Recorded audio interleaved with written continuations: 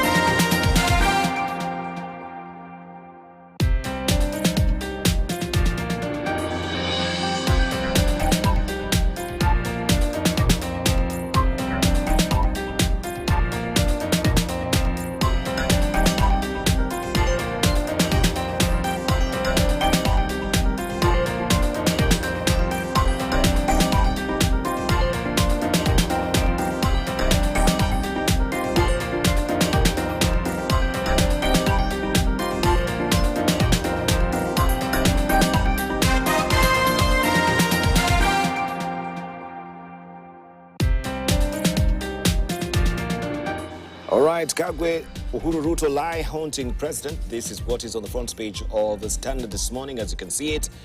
And in 2017, an election year, then President Uhuru Kenyatta and his deputy William Ruto had to placate medics who were on 100 days strike and entered into a CBA, which former Cabinet Secretary Mutahi Kagwe now says is hard to implement. President Ruto has disowned the deal, leading to prolonged suffering. And you have a story on page 4 and 5 of the Standard this morning. And celebrating Eid in style. You can see how faithful of the Muslim community thronged the mosques yesterday. Let me try and just go back there so we can move on together. Faithful, it says here. It's jumping on to the next page. It really wants to show me, or to show you what's really transpired yesterday. Well, that is how it turned out yesterday. We'll give you that story also in our news bulletin this morning. On the sidebar, doping lies and selling a country's honor for a few cents. Doping lies and selling a country's honor for a few cents. In 2019, some overzealous journalists working for a Danish television channel sought out retired athlete Elias Kiptum for a special favor to fix his elite colleague for doping. And this is a story that you want to follow on page 6 and 7 of the Standard today. Also, remember, you have the real estate magazine coming in handy for you as far as real estate is concerned. For Raila, it is a case of damned if he did and damned if it hadn't or it didn't. And you can follow the story on page 8, and damned if he didn't. That is the story that is fleshed out on page 8 of the Standard today. Why Wetangula is a man under siege at home, and all eyes on Omanyala at Cape Kano. This is the Standard, the Daily Nation. How counties fixed big money tenders is what is on the front page of the Daily Nation today. There is a scandal here Audit reports for the year ended June 30th, 2023 reveal how rules are routinely bent by county officials to hand lucrative contracts to preferred merchants, leaving taxpayers to incur heavy losses in inflated prices and huge payments for shoddy or no work done. That is a story you want to follow on page 4 and 5 of the Daily Nation this morning. And end patient suffering. Muslim urge state as they mark Eid al-Fitr. You can see how they came out in force. Muslim faithful converged at Tononoka grounds in Mombasa yesterday for Eid al-Fitr prayers to mark the end of Ramadan. They urged the government to quickly resolve the ongoing doctor strike. And you can follow the story inside the Daily Nation this morning. Call off strike or face the music, doctors told. Striking doctors have been given 24 hours to call off their nationwide strike or face disciplinary action. Head of Public Service Felix Koskei has urged them to return to the negotiating table in compliance with the court order. You can follow the story on page 10 of the Daily Nation this morning. Also, draw with Bayern leaves Arsenal players with mixed feelings after squandering their lead and requiring a leveler to secure a 2-2 Champions League draw with Bavarian. The Gunners now hope for success in next week's return leg. You can follow the story on page 35 of today's Daily Nation. Also, MPs to move into new swanky offices. This is the Bunge Towers. Members of Parliament are expected to occupy their new office building, which took over 8 years to be completed. From today, you have a story on page 3 of the Daily Nation, and I'm Azimio's best bet. This is what Martha Karua says. You can follow the story and interview there on page 12 of the Daily Nation this morning. We move on now to the Star. ANC now wants Ford K and UDA to fold in merger. This is Ford Kenya. Demands Weta Party rubbishes push, wants to strengthen ahead of 2027, says all Kenya Kwanza affiliates should collapse into one grand party. This is the latest development there. We'll give you that story as well. Of course, we have Azimio or ANC leaders starkly denying this folding story, and you can follow the story on page 4 and 5 of the Star this morning. Muslim mark end of Ramadan with Eid prayers, and you can see how they turned out there as well. This is Tononoka grounds in Mombasa. On the side, but there, pay queries as Ministry of Health directs hiring of 8,571 UHC workers. The Ministry of Health has recommended the hiring on permanent and pensionable terms of 8,571 health workers contracted under the universal health coverage, raising concerns on who will pay their salaries. You have a story on page 10 of the Star. And flood warning, Met predicts heavy rainfall around the Lake Victoria Basin. You've been forewarned, right? In Uganda, of course, they're adversely affected by this, the rising waters of Lake Victoria, and this is bound to push down also to Kenya as well. You can grab a copy of the Star for that latest development. The Star also is focusing on the new bill that once long-serving Union Federation officials removed, right? That is a story on page 6 and 7. Actually, page 6 of the Star. There's a new bill that once long-serving Union and Federation officials removed. And we shall be discussing this also with our panelists to tell us on this latest new bill as well, what it means, especially for some of the federations that we know. We have some of their leading CEOs who've been there for donkey years. This is a Star. All right, Kenyans making illegal payments. This is what we have on the front page of People Daily. Kenyans making illegal payments. You can read all about it inside the Star. They've not given the sub-headlines to just give it a perspective, but you can, it's all about new laws and old laws, right? Where people are still paying NHIF, and we've transitioned to new laws as it is right now. I think that also is a big chunk of the discussion there. You can read all about it inside the People Daily. State starts crackdown on schools holding certificates over fees. Education Ministry mulling installation of technology to ensure candidates directly access their results. This is on page 4 of the People Daily this morning. And we have, this is Senator Kavindu saying, as representative of the people, we should not allow people to pay levies or taxes where there is no law. That is a perspective I missed there. And you can follow the story on page 5 of the headlining story there inside the People Daily. All right, Banks face 500 billion shillings hit on state's single account shift. This is what is on the front page of the Business Daily this morning. Lenders push for a first implementation plan. Treasury intends to collapse over 33,000 accounts into one. And that story continues on page 2. Commercial banks now want the Treasury to appoint them as collecting agents for its centralized account as they look to soften the blow of losing hundreds of billions of shillings in stable deposits from state agencies when the new system is rolled out. Banks, through their lobby, the Kenya Bankers Association, say they have started discussions with Treasury and Central Bank of Kenya to ensure that the implementation of a Treasury single accounts TSA and choice of model will not disrupt their operations and those of the affected state agencies. And we talked a big game about it last week, and this is the latest development as well from the banks, who they have fear and trepidation of losing this huge chunk of money that will be going into single account. Why palm prices will go up from next month? Prices of Mombasa crude on the global markets have climbed to high last seen in October last year, setting up Kenyans for a rise in the cost of fuel after a short season of decline that started in December. A barrel of Mombasa crude was selling at a 5-month high of $90.61 by Tuesday. This week, the highest level since $91.57 per barrel posted in October last year. And you can follow the story on page 2 of the Business Daily. Also, 11.6 billion shillings arrears rock teachers, police medical scheme.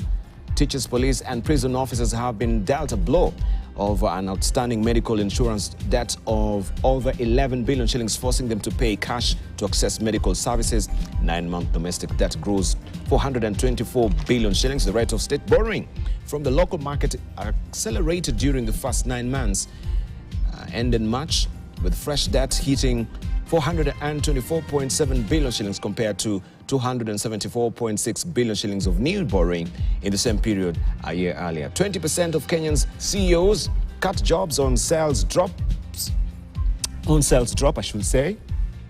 That is the story on page 6. About a fifth of chief executives of private sector companies reduced jobs in the 3 months ended March as weak demand for goods and services persisted. You can follow the story on page 6 of the People Daily. And CBK tips economy to grow 5.7% this year. The Central Bank of Kenya has tipped the country's economy to grow by 5.7% this year, which is a significantly more positive outlook compared to projections by the World Bank and the International Monetary Fund. You can follow the story on page 14 of the Business Daily this morning. We cross over to Uganda, where KCCA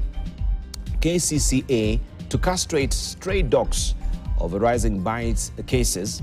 There's a crackdown there on stray dogs. Kampala Capital City Authority says the ever-swelling number of stray dogs, now at 6,000, has become a pressing challenge in Uganda's capital city, Kampala, and the country as a whole. They need sterilization to cut down the number. And you can follow the story on page 10 of the Daily Monitor this morning.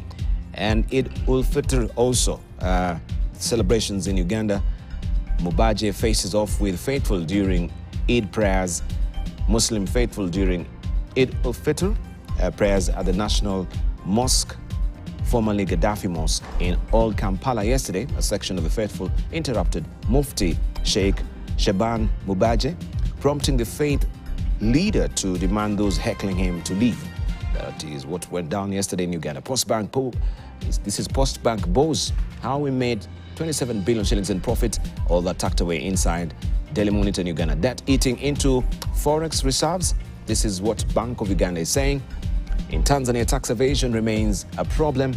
This is what Samia is haggling with right now. President Samia Suluhu Hassan said yesterday that tax evasion was still prevalent in Tanzania despite measures taken by the government in recent years to address unjust taxes or unjust taxation. You can follow the story on page 2. And Muslim mark Eid-Fitr as holy month of Ramadan ends. This is in Tanzania, as you can see there. And how having on-credit rating agency can accelerate growth.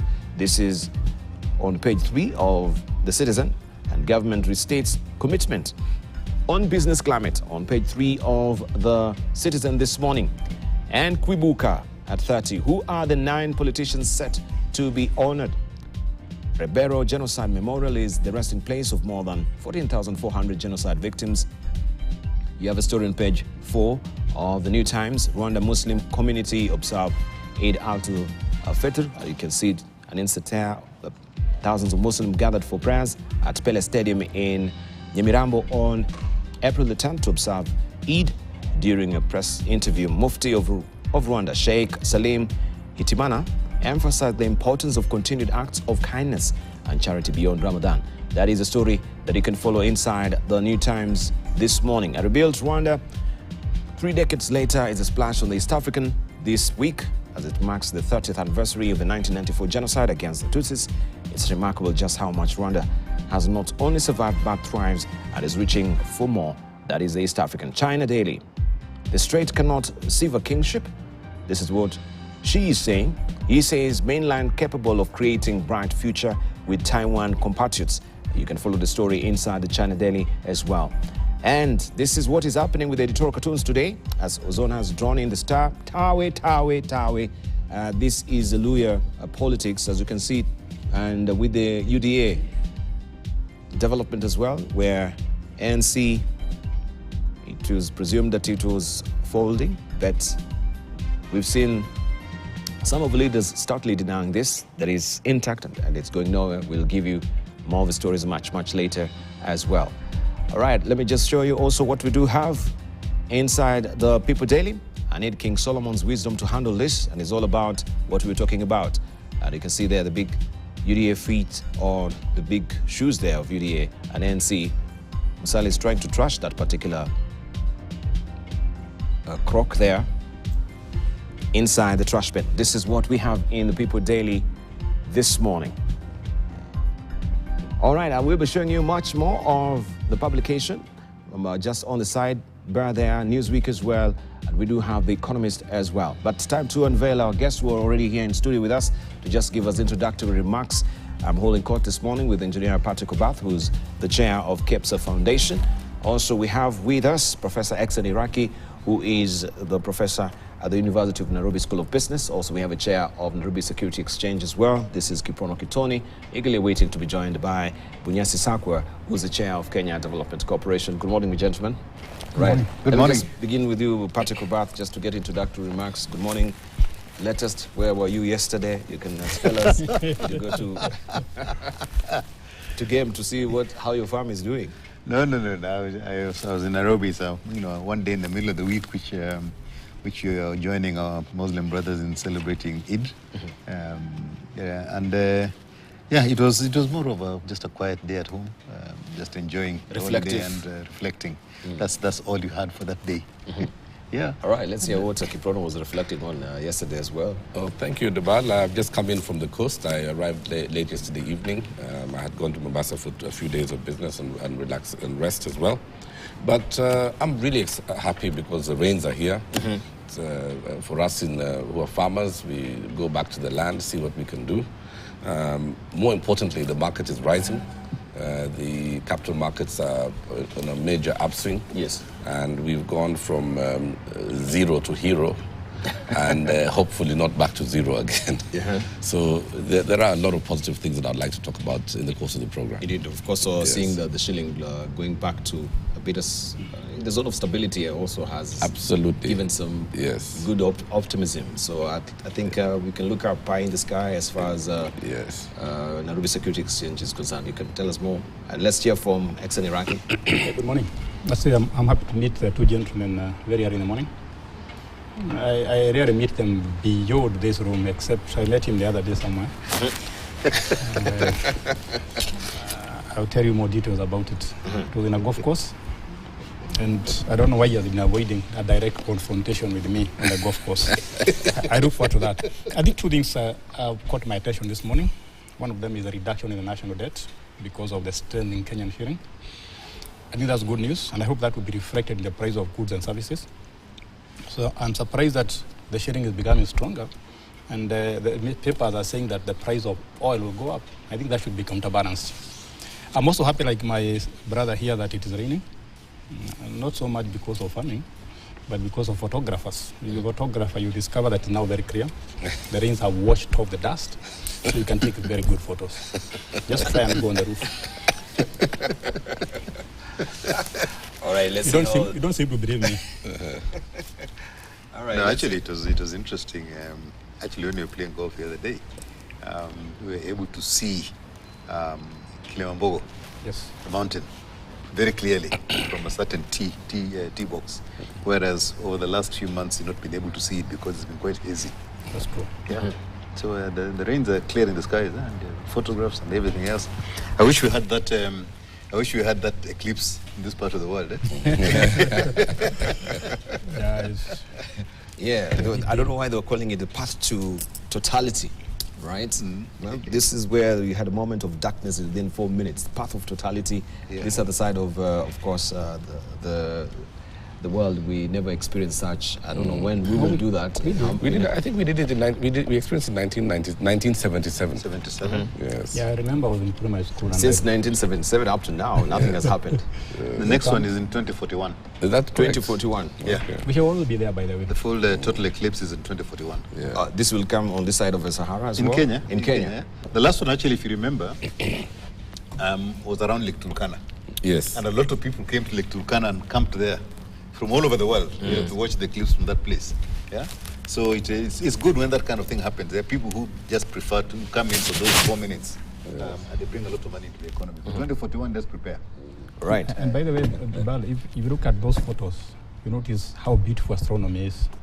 So when it's an eclipse, we have for the first time to enjoy what astronomers enjoy by themselves. You see things you have never seen. I hope you have a chance to look at those photos, see how the flares of the sun behave. So it's not just photography, but also getting some deep insights into how the universe operates. Indeed.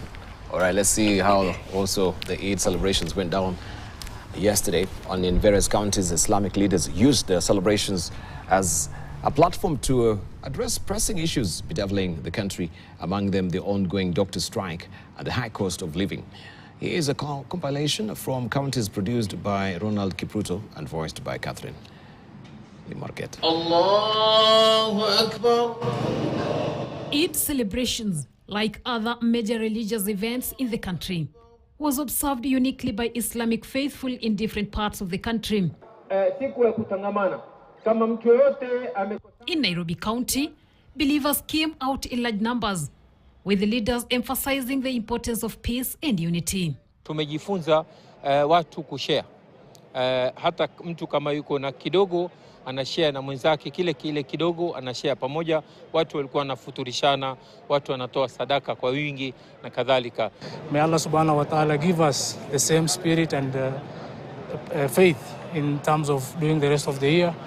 And I encourage all Muslims to continue the same spirit of helping each other and doing ibadah at most. It doesn't mean that if Ramadan is over, that the acts of ibadah should reduce. And we pray for the whole country at large to be in peace. In Nyeri County, leaders took the opportunity to urge the striking doctors to call off their strike that has severely impacted the healthcare system. Mimi ningeomba tu mambo ya madaktari. Inshallah. Madaktari pia ni wa Kenya. Serikali rasilimali yake yajulikana. Ni kutokana na ushuru. Sentiments that were echoed by leaders from Kericho, Kisumu and Elgeyo Marakwet counties. Tunaomba tu waweze kaa chini wafanye suluhu na serikali. Tunajua wao pia wanaumia, lakini hali ya uchumi sasa pia iko mbaya. Inaonekana chama ODM iko hatarini kupeleka sokoni kuuzwa. Kwa sababu maadama mzee wetu kabla hata hajaondoka na bado yuko hapa tu, walagai wameanza kampeni.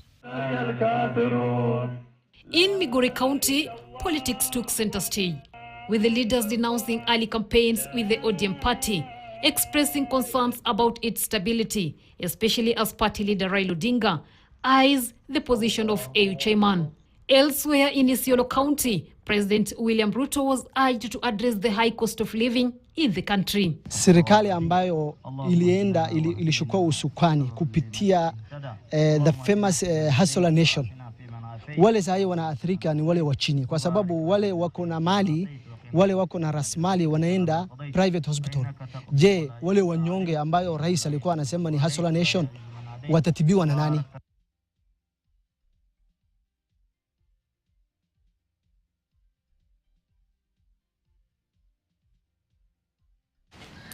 In Transport, Cabinet Secretary, this is Kipchumba Murkomen, has directed the National Transport and Safety Authority and the Traffic Police to ensure that motorists without valid PSV licenses do not carry passengers on the roads.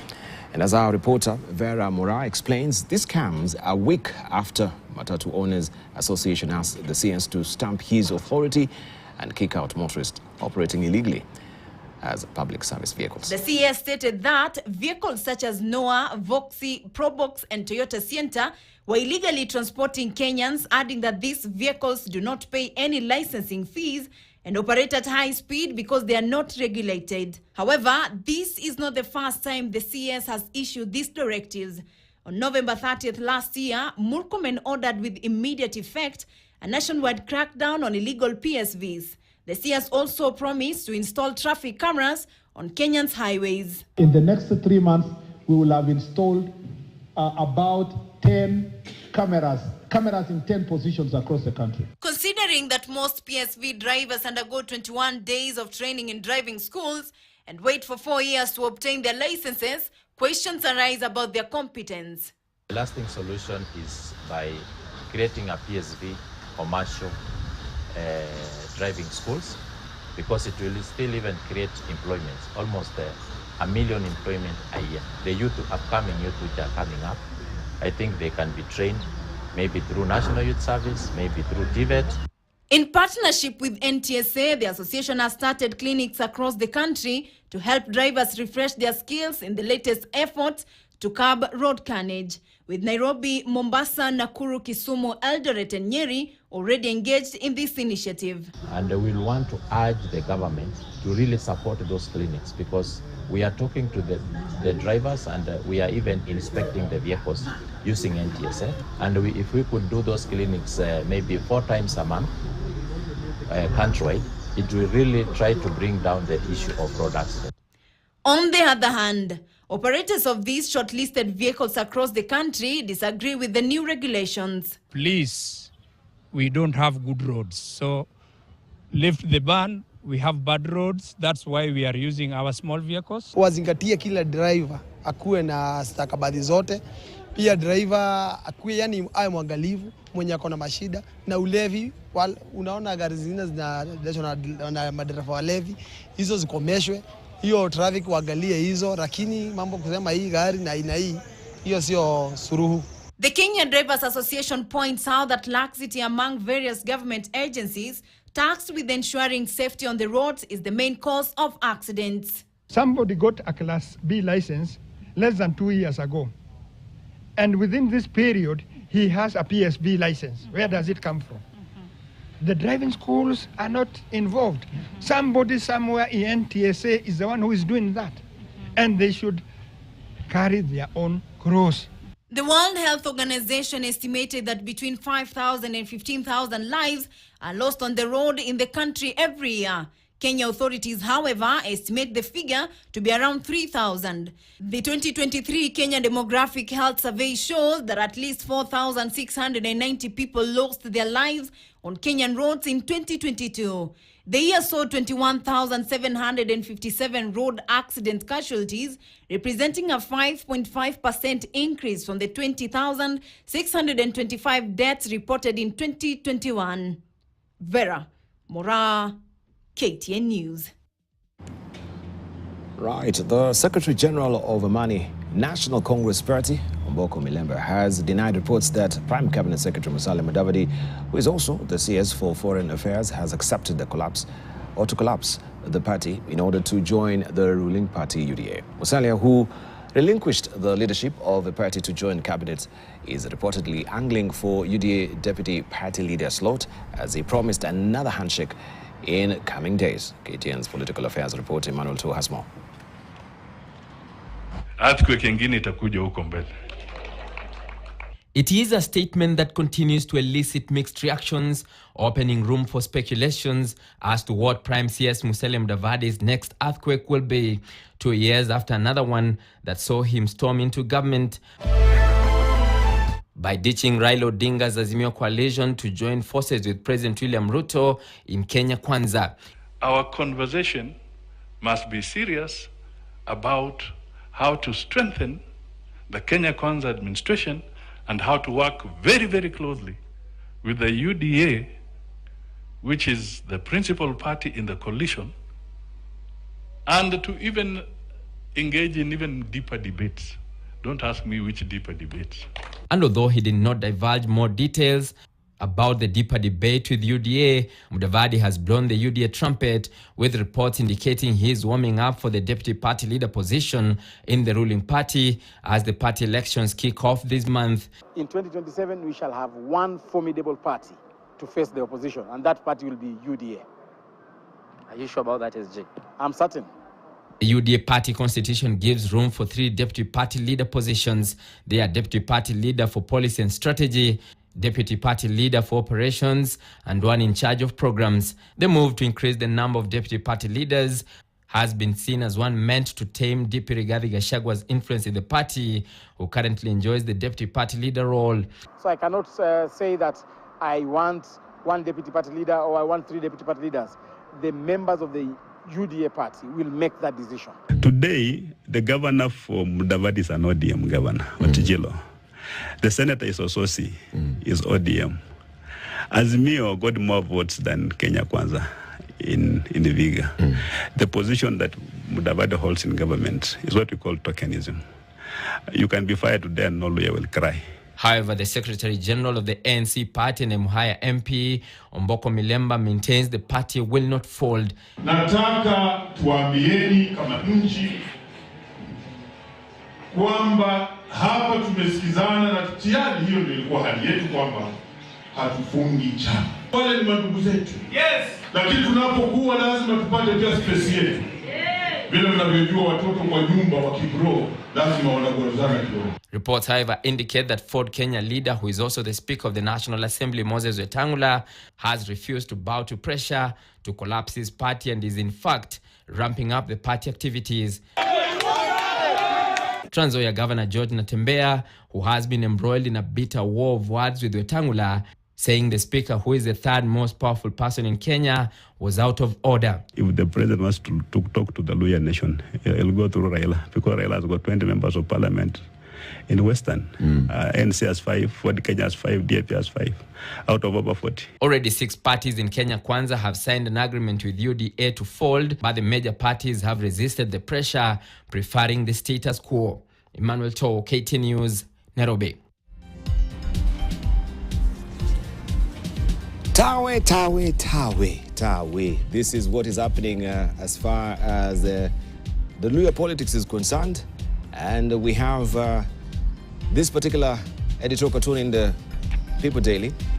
And I think this is snugly fitting to welcome now Bunyasi Sakwa to comment on what is happening within ANC, with the party politics as it is. What is the tsunami that is coming? Maybe you can look at that editorial cartoon and then you can decipher it for us. I'm horrible at deciphering cartoons. Yeah, let's see how you decipher it. So I normally leave this to Patrick. You can give it a shot today. I need King Solomon's wisdom to handle this. Yeah.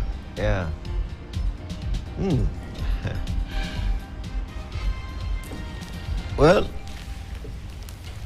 I guess the honorable gentleman there is torn between going to this big shoe.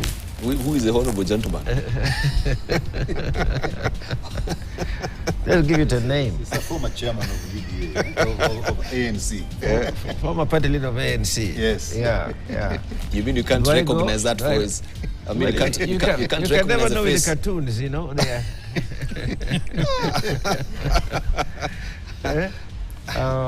But it is quite, I think it's no longer a dilemma, because a choice seems to have been made by the party leader of ANC to fold up, which is not a position that had been held before. is certainly the newest position. And any further tsunami coming will be within the context of how to fit in with the UDA, what that implies for others. I guess that's where the tsunami might be coming from. But doesn't it make you a bit antsy, you also as the ANC party member, when you hear there is a falling up? Yeah. Or did you just get this from the media? Has this been discussed? Not really. No. Okay, since it's difficult to sort of say what I knew when, the way like American probes go, when did you know that exactly and so on. But the overall outcome doesn't surprise me. But it is an outcome that requires working through, I must say, all the way down to the grassroots. Because it has usually it has major implications. I think this one will probably not be different, but it is something that will be worked through since it's an easier task. A decision has been made. It's a question of working through the structures to get some logical alignment. It will create some uncertainty, but I think since the outcome is known, I think it is something that will be managed. All right. Patrick, have you ever seen Bunyasi Sako at pains to really explain what is happening here? The first time. He's been very editorial with the truth and very cautious. But I think this whole issue of folding parties and everything else is a political circus that we have in this country. Every time elections are happening, or in between one election and another, you are getting parties sort of saying, who do we align with in order to go to the next election? This country will only grow if political parties are parties that have got principles, they've got the ideals and everything else that they follow, and they work in that manner. In countries where you've got successful democracies, you have 2 or 3 parties that have been there for some time, and they're strong, and they've got very clear ideals. And when they they're good and people vote for them, they have the ability to then enter into a coalition with somebody else. But here in this country, what happens is you have almost like prenuptials. Yeah, you agree what you're going to. You all come in together and say we are going to this election together, right? And this is what you want. And you sign an agreement. That's all of you, and you come in together. Then once you're in, then the next thing that everybody expects now, why don't we just formalize this marriage? The prenups have been done. Let's formalize it and break all the parties and let's go as one. Yeah, as husband and wife. And then people say, no, I'm not very sure I want to continue with this, because I'm now looking at the next election, and I want to have enough power, and I need to have enough behind me in order for me to be able to negotiate better at the next election and get a bigger slice of the cake. So I think with this regular cycle that we have in the country, I personally look at political parties and I just sort of look at this as a big circus. I am not a member of any political party. In fact, no, let me correct that. I became a life member of a political party in 1978 as a result of coercion by a very powerful politician at that time. We had to pay to become a life member. A life member. And so I became a life member of a party that I wasn't really keen on. I still have the certificate, and the party is still alive up to now. But I don't subscribe to the party at all. I've never been to any meetings. I don't go to anything. But I'm a life member of that party because I have the certificate. But for me, politics in this country and political parties are a waste of time. They're a waste of time? Yeah, they're a waste of time. All right, let's hear from Kiprono. Honestly, I concur with Patrick Obath. I'm also not a very political animal, but this really reminds us of the book, The Animal Farm. I mean, it's just a question of man eats man, and which animals are bigger, which ones have got more rights, and etc. But I think suffice it to say that if you look at the political landscape of Kenya, like Patrick says, most parties don't have any serious manifestos. Many parties are created for purposes of electioneering. Once the propagators of those parties get elected, they move on to their next agenda very quickly. And then we are seeing another phenomena that's emerging where, I think many years ago there was a fish variety introduced into Lake Victoria called mbuta. And the Nile perch. It went into the lake and ate up all the tilapia. And Kenyans were crying that we don't have tilapia. So I think, the parties that are folding up now, I think are behaving like the tilapia that were eaten by the Nile perch. So I think many parties are still personality driven, and we would like to really see an evolution. I think, let us not all, let's not take a completely negative narrative. As a country, from a democratic credential standpoint, we are light years ahead of our neighbors. We are light years ahead of many African countries, many developing countries. So I think it would bode well for us as a country if the political parties started to focus a lot more on their manifestos, started to focus a lot more on their long-term, on their longevity. And if the bigger parties also stopped the predatory behavior of trying to acquire all the other smaller parties in order to extend their grip, or rather to firmen their grip on power. So I personally would prefer to see these parties survive into the medium and to the long term, as opposed to folding up and joining other parties. And if we look at, for example, what has happened to the former original ruling party, KANU, over the last 20 years, it's been decimated, and it's a pale shadow of its former self. If we look at the alliance, the Jubilee alliance that brought President Kenyatta and his deputy President Ruto then to power, they are almost, it's a vehicle that today is not front and center in Kenyan politics. So we need to see parties beyond the tribal prism and beyond, selfish electioneering agendas. Yeah. All right. Let's hear from Ex and Iraqi, especially now that they want to, formation of a super mega party, so that we have at least two parties in the country, like we do have in other jurisdiction. What does it really portend for the multipartism era that we entered and we fought to, as far as consolidating and streamlining democracy is concerned? That's about my biggest concern. But before you go to that, let me echo Patrick Obad's sentiment. When I finished high school, I went looking for a national ID. And I was told that you cannot get an ID before you join KANU. So I joined KANU. I paid 20 shillings, I remember, for that year and the previous year. And I still keep that card, just in case KANU comes back to power. This is the card that Patrick is also editorial with to tell us which party is this. Yes, I'm saying we became a life. But you cannot mention the party. But we can see from 1978, which was a ruling party then that was very dominant. So it doesn't really need to say. Brand. I still keep that card as a very good souvenir. But back to your question. I think UDA seems to be borrowing from KANU's toolbox. If you remember, there was a time when KANU started swallowing all the parties. Even Maendeleo Wanawake started joining KANU. So to me, that is not good for democracy. We need a lot of parties, let them be vibrant, let them compete.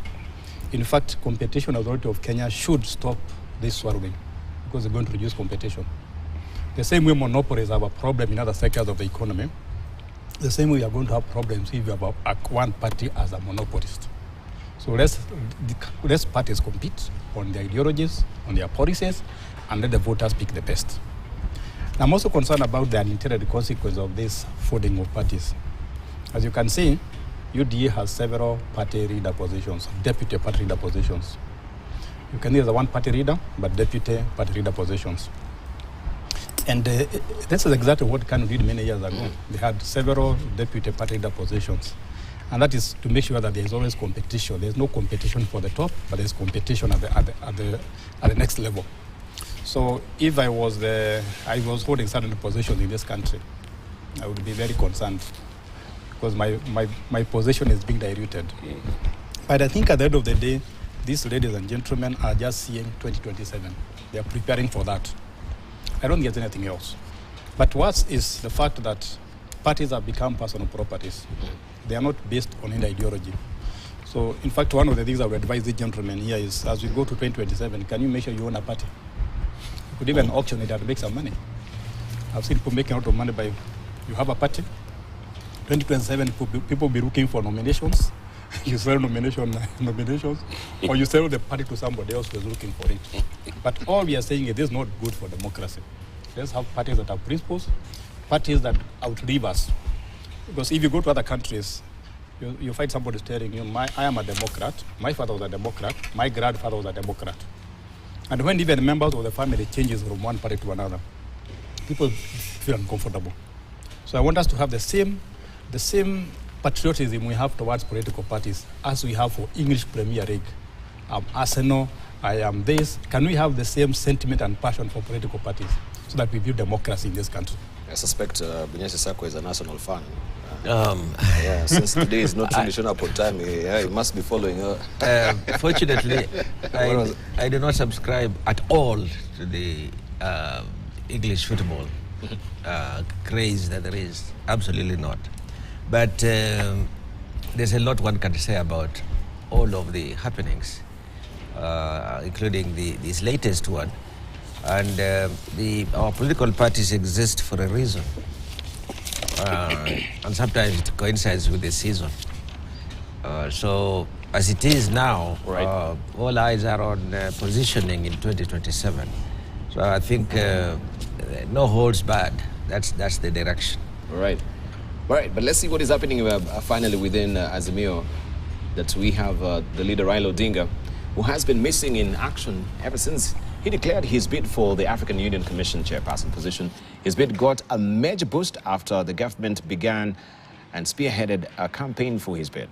Although the Azimio coalition has backed his candidature for the AUC position, it appears Raila has left the role of keeping government in check to his allies, with critics saying he is balancing the act. But could Raila be a man at crossroads? KTN's political affairs reporter Daniel Kiruki interrogates this. If time could be turned back, opposition chief Raila Odinga could be exploiting every available opportunity to bash the Kenya Kwanza administration for the unending health workers strike, the accidents that has caused deaths in the country, and the fake fertilizer subsidy program that has hit headlines recently could have provided him with fodder and arsenal to hit the government very hard. Unlike in the past, when Raila himself could issue news releases to media houses, Odinga has delegated his juniors to address the plight of Kenyans, while his mum, probably due to his deal with President William Ruto-led government that is campaigning him for his African Union Commission chairmanship bid, probably informed by a quote, "Don't talk with food in your mouth." The opposition leader is not an individual's work. It has to be a collective responsibility. We have the yoke of leadership, the yoke of responsibility resting on our shoulders. Him being quiet during this period that is really campaigning for the AU Commission chairperson does not mean that he has abandoned the opposition. Raila is a politician who thinks for himself. On the health workers' strike, Kenyans have continued to bear the brunt of the strike. But yet, Odinga, who has presented himself as the people's president, has not uttered a word. The Azimio leader at one time mounted a serious campaign against Health Cabinet Secretary Susan Nakumicha and all principal secretaries in her ministry over the 3.7 billion shillings Kenya Medical Supplies Authority scandal. Could Odinga be finding himself at crossroads? Remember the things that he has talked about, which he cannot now perhaps speak about because he needs William Ruto's vote. So he cannot now say, Sakayo shuka chini. We will say that on his behalf. And when we add our energy there, when we add the megalomania there, when we add the Vela there, then things will be so well for the Kenyan citizens. If the government would have asked Raila to remain silent, his foot soldiers would not be speaking on behalf of the opposition today. If it happens that he is winning this position, chances are that another person should be groomed to take up that position. According to political analyst, Odinga is torn between assuming his opposition role and pleasing the government, since he was the government's project in his AUC chairmanship bid. Governance and foreign affairs expert Professor Peter Kagwanja says, and I quote, "He kept quiet a long time ago, probably because of the deal. He can't present himself as a defender of the voiceless and the downtrodden," end of quote. On his part, Charles Njoroge, a political pundit, noted that as a result of Raila being caged, young leaders are trying to fill the void and become people's watchmen. He says, and I quote, "Babu Owino and the young Turks have seen an opportunity and want to succeed Raila, and it's good strategy because even if he, Odinga, directs his party officials to speak on behalf of Kenyans, they can feel in his shoes and hence need for a fresh voice. End of quote. Daniel Kariuki, KTN News.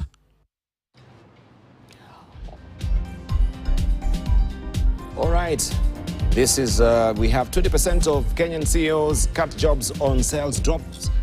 That is what we have inside the Business Daily as well. We'll be looking at what is happening at the Nairobi Security Exchange as well. And there's a projection that the demands of Kenya and the power here in the country will be affected by 2027. So when there is need to add more to the grid, power demand could overtake generation by 2027. What is the government doing to power Kenya? We shall be looking at that as well. We can see Kenya Power is trying to repurpose some of its off-grid stations to make sure it is compliant with also the renewable energies, as it were.